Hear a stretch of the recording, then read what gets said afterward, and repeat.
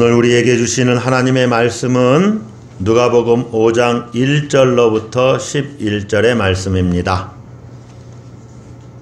누가복음 5장 1절로부터 11절의 말씀 교독하겠습니다. 무리가 몰려와서 하나님의 말씀을 들을새 예수는 게네사렛 호숫가에 서서 호숫가에 배 두 척이 있는 것을 보시니 어부들은 배에서 나와서 그물을 씻는지라. 예수께서 한 배에 오르시니 그 배는 시몬의 배라.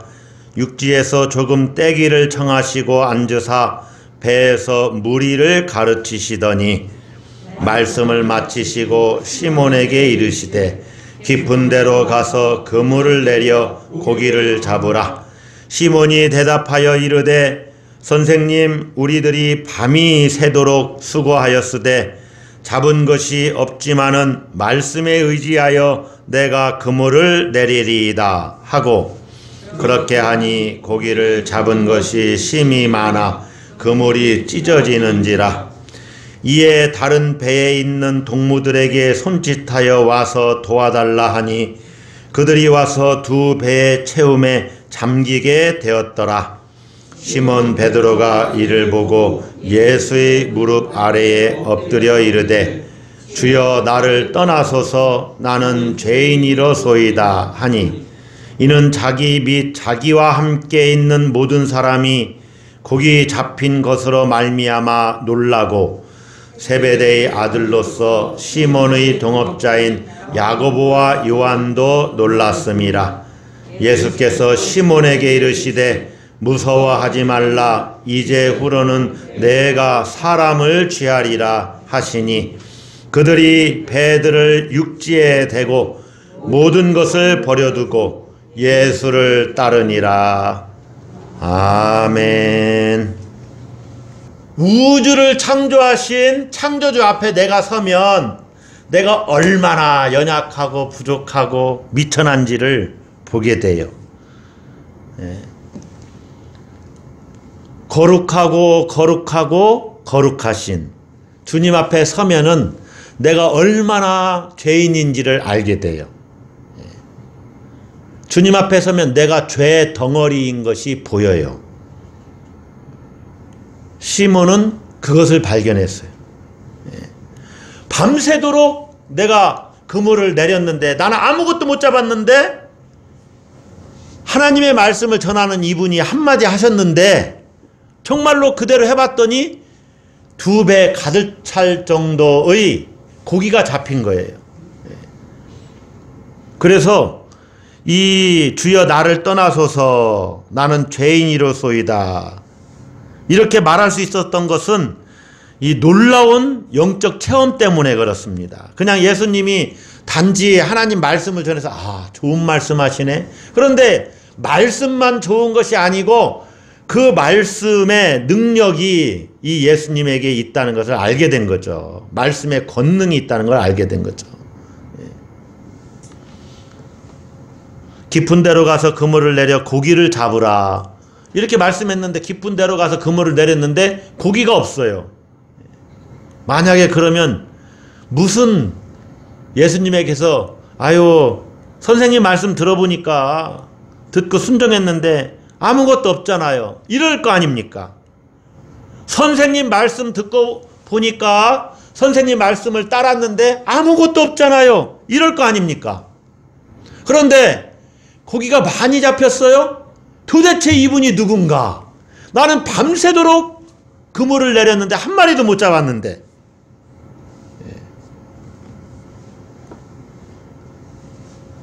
잡은 것이 없다고 그러잖아요. 그러니 이분은 하나님이 보내신 자인가 보다.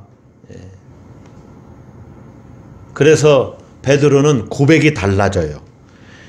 아까 여러분에게 그 5절에 시몬이 대답하여 이르되 선생님, 우리들이 밤이 새도록 수고하였을 때에, 이렇게 선생님이라고 했습니다, 예수님에게. 그런데 이제는 신앙 고백적인 말을 하게 됩니다. 주여, 나를 떠나소서. 예수님을 주님으로 고백해요. 퀴리에 주님이죠. 주여 나를 떠나소서 나는 죄인이로소이다. 예수님이 말씀하신 대로 고기가 많이 잡히고 난 다음에 베드로는 예수님을 절대적인 존재로 경험한 것입니다. 따라서 한번 하겠습니다. 절대적인 존재. 여러분, 세상 사람들은 우리가 믿는 하나님을 잘 모릅니다.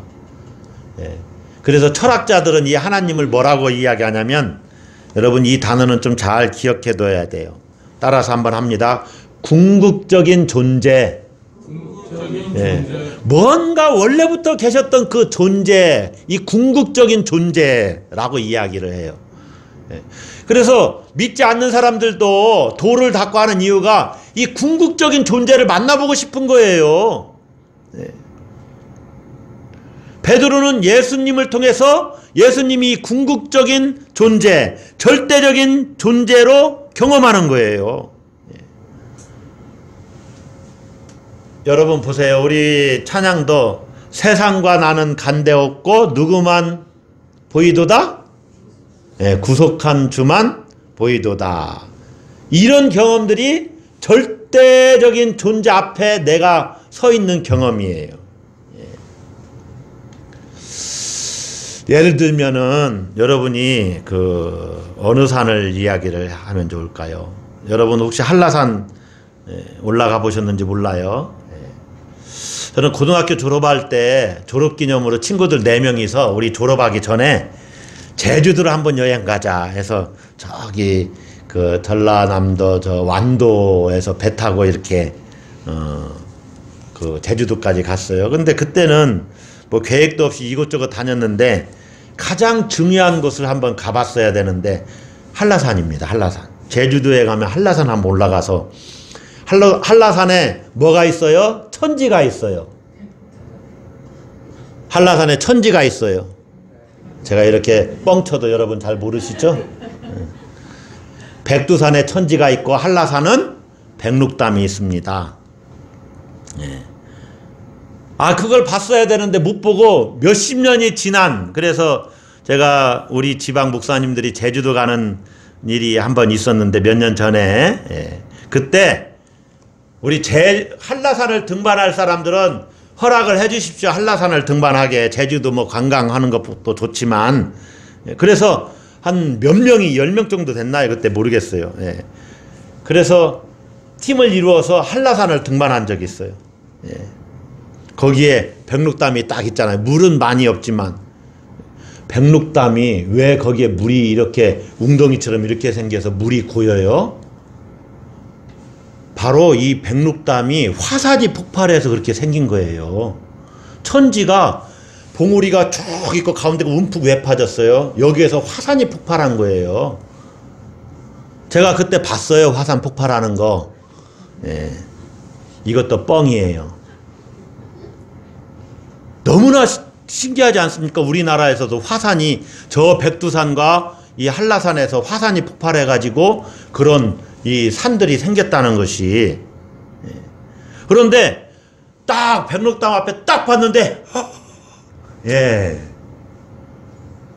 저쪽 봉오리까지 여기서는 얼마나 떨어졌는지 정확히 모르지만 화산 분화구잖아요. 그게 분화구. 그래서 거기서 한참 있고 싶은 거예요. 그런데 내려가셔야 됩니다 하고 시간이 어느 정도 되니까 다 내려보내더라고요.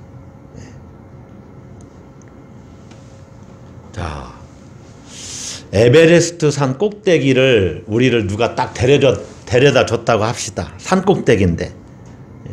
그러면 온 세상에 눈만 있어요. 아무것도 없고 눈과 나와 하늘만 보일 겁니다. 하늘과 산과 나 자신만 보이는 거기에서 여러분 한번 눈을 감고 이렇게 한번 생각을 해보세요. 야, 온 세상이 눈만 쫙 펼쳐져 있는데, 그리고 저 멀리 하늘만 이렇게 보여요. 태양이 떠 있겠죠. 그리고 내가 거기에 있어요. 그럼 무슨 생각이 들까요? 스카이캐슬 마지막 회를 못 봤는데 그 마지막 회를 봐야 되는데 스카이캐슬은 TV 드라마를 지금 말하는 겁니다. 예. 그런 생각이 들까요? 아유, 내 월급이 다음에는 몇십만 원이라도 올라야 되는데 그런 생각이 들까요? 그런 생각 전혀 안 들 겁니다. 예. 그런 경험들, 그런 경험 비슷한 경험을 예수님에게서 하는 겁니다. 예수님과 나만 딱 1대1로 보이는 거기에서 영적인 체험을 하는 거예요, 베드로가. 그러면서 예수님에게서 절대적인 존재를 발견하게 된 겁니다. 그래서 자기를 떠나달라고 하는 거예요. 예. 그분 앞에 서면 나는 너무너무 보잘것없고 감출 게 없어요. 그분의 눈을 바라보면 그분이 나의 모든 것을 꿰뚫어 보는 것 같은 느낌이 들어서 나는 숨고 싶은 거예요. 하나님 체험은 그런 거예요. 하나님이 나를 보시는데 내가 무엇을 숨깁니까? 숨길 수가 없어요. 여러분, 아담이 죄짓고 숨잖아요. 하나님의 눈이 두려운 거예요. 불꽃 같은 눈으로 보신대잖아요. 그 눈을 내가 응시할 수가 없어요. 죄졌기 때문에 두려워서. 베드로도 그런 경험을 하는 것입니다. 그래서 베드로에게 주님이 무서워하지 말라 그렇게 말씀하시죠. 여러분에게 한번 여쭤보고 싶어요. 예수님을 여러분이 이렇게 생각을 하실 때 예수님도 여러분을 보십니다. 예수님이 내 안에 계시고 여기 계시고 내 삶 가운데 계시고 내 삶을 인도하시는데 주님 부르실 때 주님은 원래부터 날 보고 계셨어요. 그 주님 앞에 여러분 무엇을 숨기려고 하십니까? 한 주간의 삶을 돌이켜볼 때 그 주님이 여러분을 냉철하게 보고 계시고 또 어떨 때는 자비로운 눈으로 보고 계시고 인자하신 눈으로 보고 계시고 걱정하지 마, 근심하지 마 이렇게 날 위로해 주시기도 하지만 우리가 잘못할 땐 너 그러면 안 된다 하고 독사의 자식들아 라고 책망하실 때 그 눈으로 우리를 바라보실 수도 있으시다는 거예요.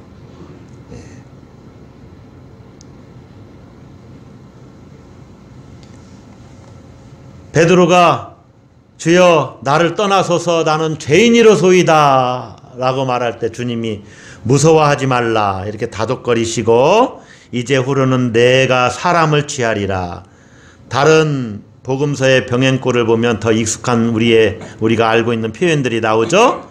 나를 따라오너라, 나를 따라오라, 나를 따르라, 내가 너희로 사람을 낚는 어부가 되게 하리라. 그런 말씀과 같은 말씀입니다.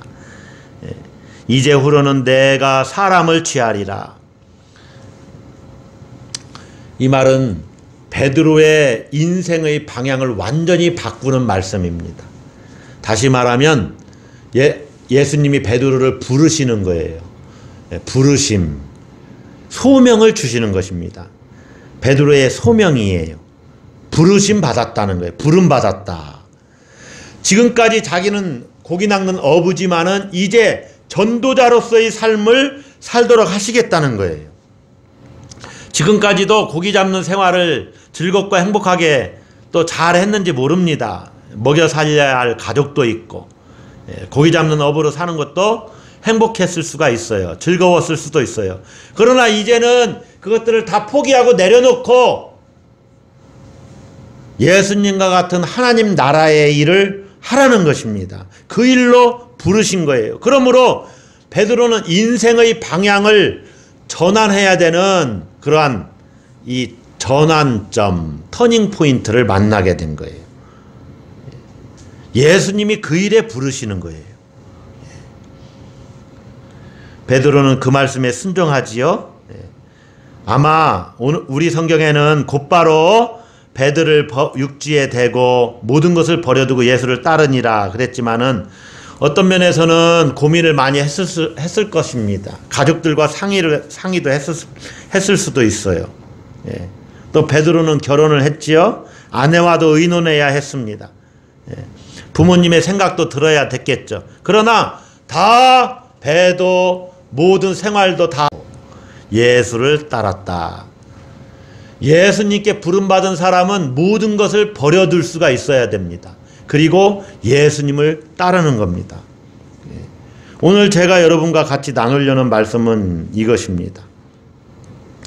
이들은 고기 잡는 그 어부 생활을 다 청산을 해야 돼요. 그리고 이제 전도자가 되어서 하나님 나라의 운동을 해야 됩니다. 하나님 나라 운동을 해야 돼요. 예수님을 전하는 제자가 이들이 된 거죠. 예수님의 제자가 되어서 예수님과 같이 하나님 나라 운동을 해야 돼요. 그리고 예수님이 십자가를 지고 죽으시고 부활하신 후에는 이제 그 자기들의 스승인 예수님이 누구신지를 알려야 됐어요. 이 일에 제자들은 부름받은 거예요. 무엇 받았다고요? 부름받았다. 부름받았다. 부름받은 것은 우리가 소명이라고 그래요. 소명. 부름받았다. 부를소. 얘야, 누구야? 너네 엄마가 부른다. 불러요. 오라고. 엄마가 오라고. 이게 소명이에요. 예수 그리스도를 따르는 제자가 되어서 사람 낚는 어부가 되라. 우리를 부른 거예요. 제자들을 부른 거예요. 이게 소명이에요. 그런데 이 소명에는 두 가지가 포함이 되어 있어요. 한 가지는 버려두는 것하고 하나는 따르는 겁니다. 자, 여러분 소명 부르셨다 하니까 어떤 생각이 듭니까? 여러분은 어떤 일에 부름받으셨습니까? 나는요 하나님께 부름받았어요. 그러면은 많은 사람들이 아유 목사로 부름받았나? 신학을 하라는 건가?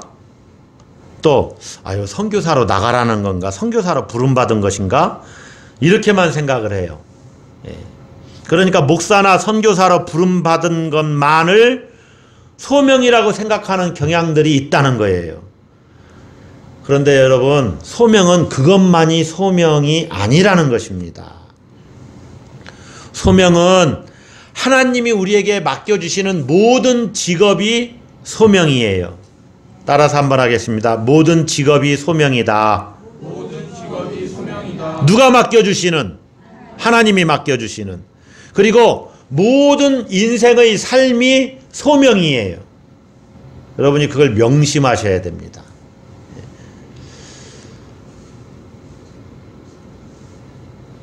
중세 카톨릭에서는요 성직자와 세속직을 나눴어요. 세속의 일과 성직을 나눴어요.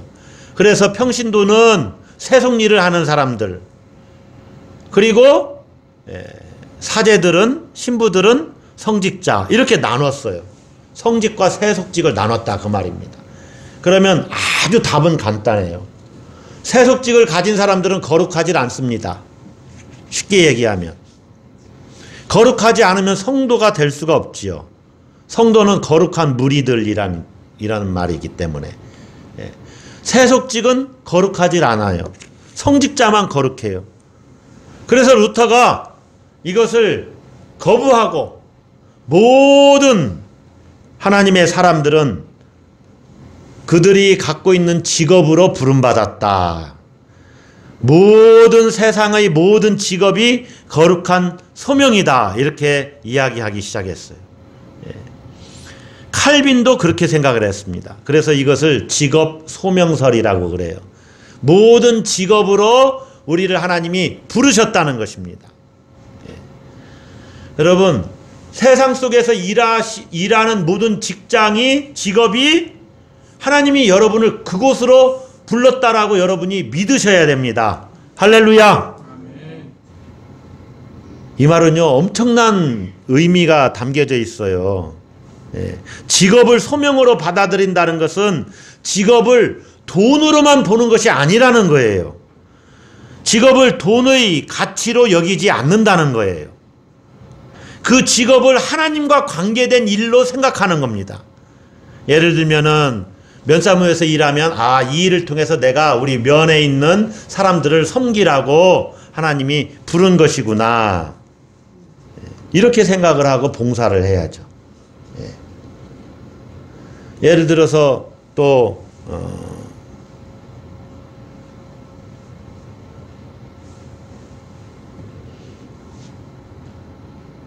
갑자기 제가 이 쇠를 두드리는 그런데 우리 대장간 하셨던 가정도 있고, 또 우리 집사님은 또 권사님은 또 쇳물과 관계된 일을 하셔서 이 말씀을 전할까 말까 하다가 마찬가지예요. 그 일을 하는 것이 아이고 난 이거 하게 지겨워 죽겠는데 돈 벌고 먹고 살기 위해서 이 일을 해야 되니, 그러면은 직업이 소명이 아니고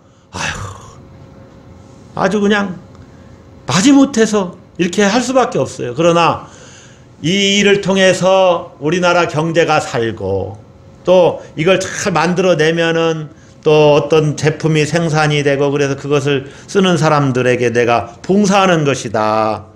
이렇게 생각하면, 하나님이 나를 이곳에 부르셨다라고 생각하면 그 일이 즐거워지기 시작을 할 수가 있습니다. 그래서 그 직업이 하나님과 관계된 일로서 하나님이 나를 이곳으로 부르셨다라고 여기는 거예요. 여러분, 이 일이 하나님과 관계된 일이다 하는 것을 우리가 가장 쉽게 생각해 볼 때, 돈의 가치로만 보지 않는 방법은 집에서 우리가 어떻게 이 가족 공동체를 위해서 봉사하고 헌신하느냐를 생각해 보면 알 수가 있습니다. 자, 주부들이 가정에서 이 청소하고 밥하고 또 여러 가지 봉사를 합니다. 남편들도 요즘은 많이 해야 된다고 그러죠. 근데 전업주부라고 합시다. 그렇게 봉사하면, 그렇게 일하면, 예를 들어서 청소하는 대행업체 가면 한 달에 얼마를 받아요? 모르겠어요. 예를 들면 150만 원을 받는다고 합시다. 150만 원. 자기 노동의 대가로 그만큼의 일을 전업주부가 집안일을 하고 아이들 양육하면서 빨래니 뭐니 다 한다고 합시다. 그러니까 여러분 엄청나게 일을 하는 거예요. 직장을 가지시고 일하시는 주부들은. 자, 전업주부가 그렇게 일을 해요. 가족들을 위해서. 그렇다고 남편한테 당신 매달 월급을 나에게 얼마 달라 이렇게 얘기 안 하잖아요. 월급 줘서 생활하는 것이 아니고 그냥 남편이 벌어오는 돈으로 같이 쓰는 것이지, 남편이 월급 주는 겁니까? 바치는 거요? 바치는 건 맞아요.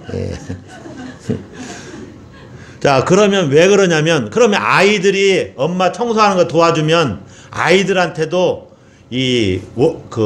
시간당 뭐라 그래요 그거? 시급을 줘야 되는 게 맞거든요. 그러나 가정 구성원은 자기의 존재 이유를 가족에 결속시키기 때문에 그 가정에서의 봉사하고 섬기는 것이지, 내가 하는 일을 돈으로 계산하면서 일하지 않는다는 거예요.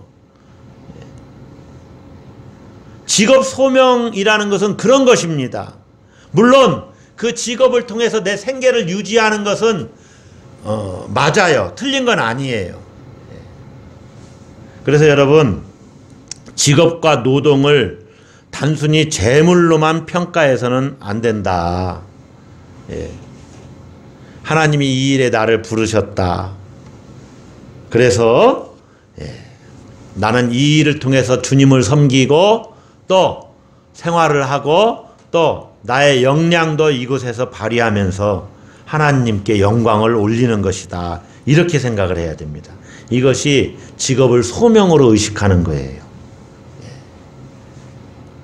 또 한 가지가 있습니다. 제가 소명은 모든 직업과 우리의 삶에 해당된다라고 말을 했죠. 우리의 삶 자체를 소명으로 받아들여야 된다는 거예요. 여러분이 살아가는 삶이 하나님이 부르신 소명입니다. 아멘. 그래서 저는 이렇게 살고 우리 장로님은 그렇게 살고 또 여러분 우리 권사님들은 권사님의 삶대로 그렇게 사는 거예요. 왜냐하면 하나님이 그렇게 부르셨기 때문에 그렇게 사는 거예요. 각자 각자의 소명대로 사는 거예요. 아유, 재수가 옴붙어서 나는 이렇게 살지 이런 게 아니고 하나님이 나를 이렇게 살라고 내 인생을 이끄시는구나. 그렇게 내 삶을 하나님의 섭리로 여기고 그렇게 사는 것입니다. 하나님과의 관계에서 나의 삶을 바라보는 거예요. 하나님과의 관계에서 내 삶을 평가하는 것입니다. 그러니까 우리는 이렇게 살아도 행복하고 또 내 삶이 나만의 고유한 삶을 하나님이 허락하신 것이구나. 이렇게 살면서 우리가 감사히 여기고 행복하게 사는 것입니다. 왜냐하면 하나님이 여기로 나를 부르셨기 때문에. 할렐루야. 여러분의 삶을 하나님이 나를 이렇게 인도하시는구나. 내 삶을 이렇게 이끄시는구나. 하나님이 주신 나의 삶은 이런 것이구나. 이렇게 여겨야 삶에 대해서 감사를 여기지. 아유, 정말로 사는 게 원망스럽다. 내 팔자가 이게 무슨 팔자냐. 이렇게 불평하고 원망하지 않는 것이죠. 소명이라는 것은, 우리를 부르셨다는 것은 직업으로 부르셨을 뿐만 아니라 내 삶으로 부르셨다. 그래서 이렇게 삶을 소명으로 받아들이는 사람은 세상의 눈치를 보질 않습니다. 다른 사람들이 우리를 인정해주고 존경해주면 감사하죠. 또 우리는 그렇게 인정받고 존경을 받아야 됩니다. 그러나 인정받으려고 막 세상 사람들로부터 아양을 떨고 이렇게 할 필요가 없어요. 내 삶을 담담하게 그리고 굳건하게 그리고 나만의 삶으로 받아들이면서 묵묵하고 꿋꿋하게 한 걸음 한 걸음씩 하루하루를 맞이하는 거예요. 하나님 안에서. 이것이 하나님께 부름받은 사람의 모습입니다. 그러니 자유롭고 행복하죠. 또 그렇게 살아가는 사람은 어떻게 건들 수가 없어요. 그게 능력이에요. 야, 저 사람은 저렇게 사는데도 왜 그렇게 행복하냐. 안정감이 있죠. 요동치질 않아요.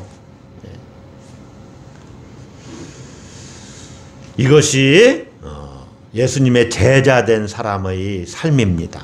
이렇게 제자된 그 사람으로서 살아가는 것은 한 가지가 있어요. 모든 것을 버려두고 이제 예수님을 바라보면서 그렇게 따라가고 있는 삶을 사는 거죠. 아까 부름받았으니까. 그런데 한 가지는 모든 것을 버려둬야 돼요.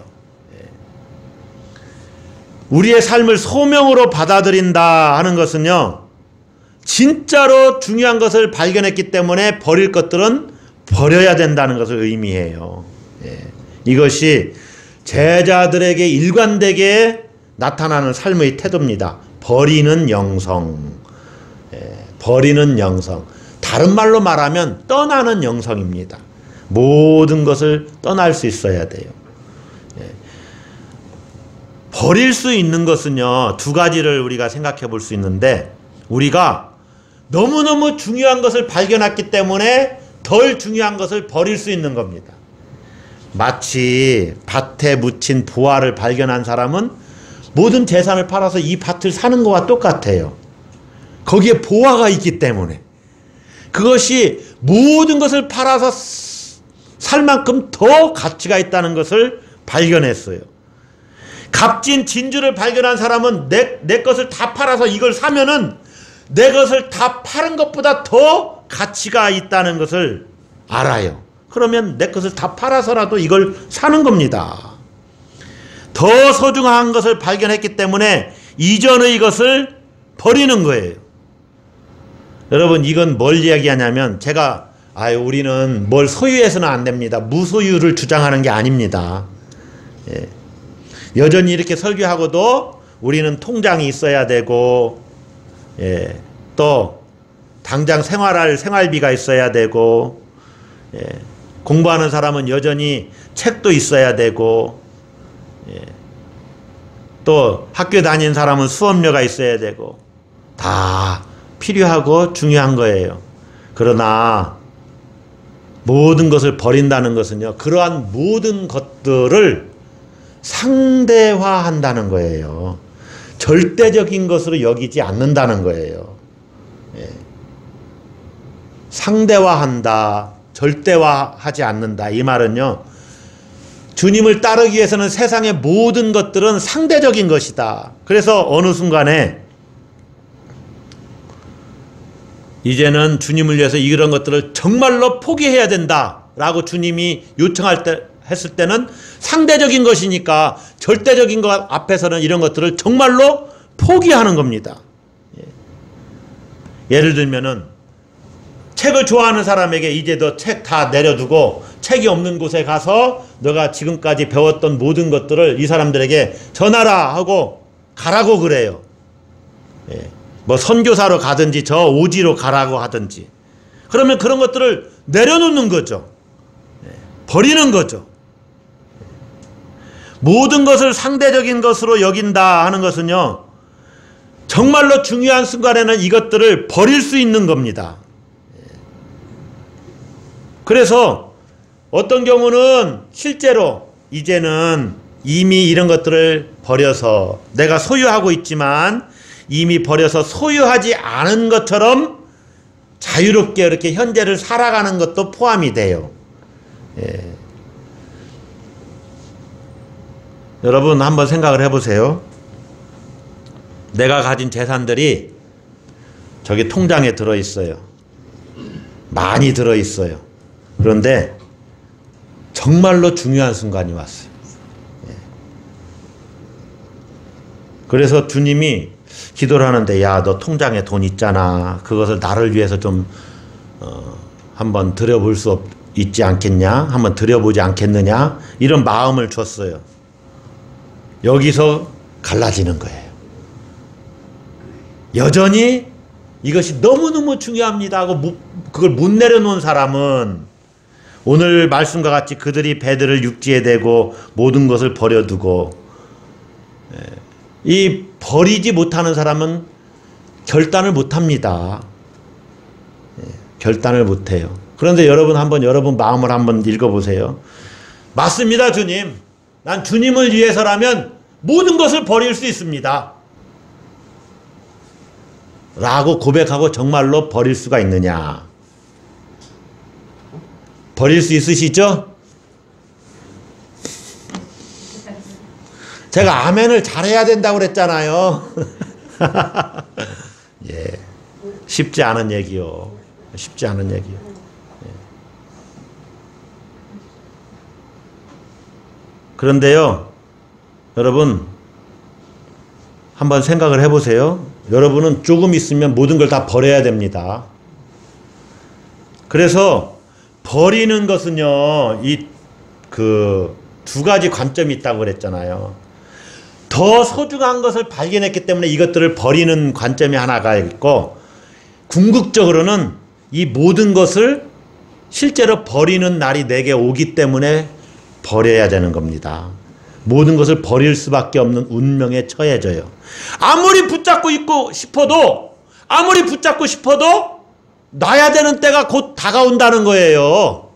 그래서 버릴 수 있어야 된다는 거예요. 웃기지 않습니까?